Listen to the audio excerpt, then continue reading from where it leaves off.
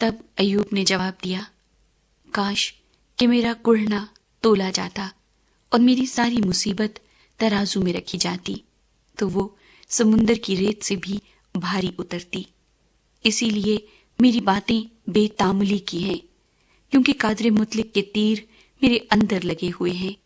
میری روح انہی کے زہر کو پی رہی ہے۔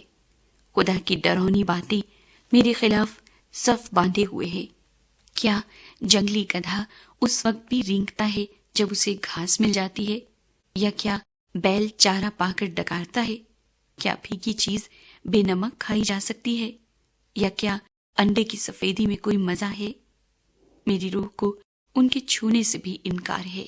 وہ میرے لیے مکروہ غذا ہے۔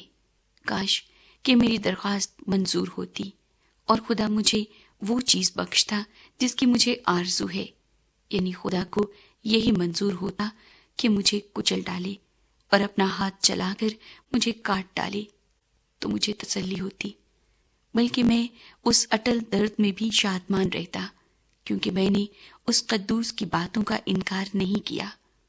میری طاقت ہی کیا ہے جو میں ٹھہرا رہوں، اور میرا انجام ہی کیا ہے جو میں صبر کروں؟ کیا میری طاقت پتھروں کی طاقت ہے یا میرا جسم پیتل کا ہے؟ کیا بات یہی نہیں کہ میں بے بس ہوں اور کام کرنے کی قوت مجھ سے جاتی رہی ہے؟ اس پر جو بے دل ہونے کو ہے اس کے دوست کی طرف سے مہربانی ہونی چاہیے، بلکہ اس پر بھی جو قادر مطلق کا خوف چھوڑ دیتا ہے۔ میرے بھائیوں نے نالے کی طرح دغا کی، ان وادیوں کے نالوں کی طرح جو سوکھ جاتے ہیں، جو یخ کے سبب سے کالے ہیں اور جن میں برف چھپی ہے۔ جس وقت وہ گرم ہوتے ہیں تو غائب ہو جاتے ہیں، اور جب گرمی پڑتی ہے تو اپنی جگہ سے اڑ جاتے ہیں۔ قافلے اپنے راستے سے مڑ جاتے ہیں اور بیابان میں جا کر ہلاک ہو جاتے ہیں۔ تیما کے قافلے دیکھتے رہے، سبا کے کارواں ان کے انتظار میں رہے۔ وہ شرمندہ ہوئے کیونکہ انہوں نے امید کی تھی۔ وہ وہاں آئے اور پشیمان ہوئے۔ سو تمہاری بھی کوئی حقیقت نہیں، تم ڈراؤنی چیز دیکھ کر ڈر جاتے ہو۔ کیا میں نے کہا کچھ مجھے دو، یا اپنے مال میں سے میرے لیے رشوت دو، یا مخالف کے ہاتھ سے مجھے بچاؤ، یا ظالموں کے ہاتھ سے مجھے چھڑاؤ؟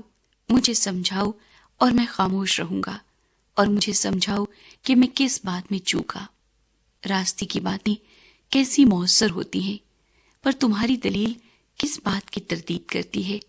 کیا تم اس خیال میں ہو کہ لفظوں کی تردید کرو، اس لیے کہ مایوس کی باتیں ہوا کی طرح ہوتی ہیں؟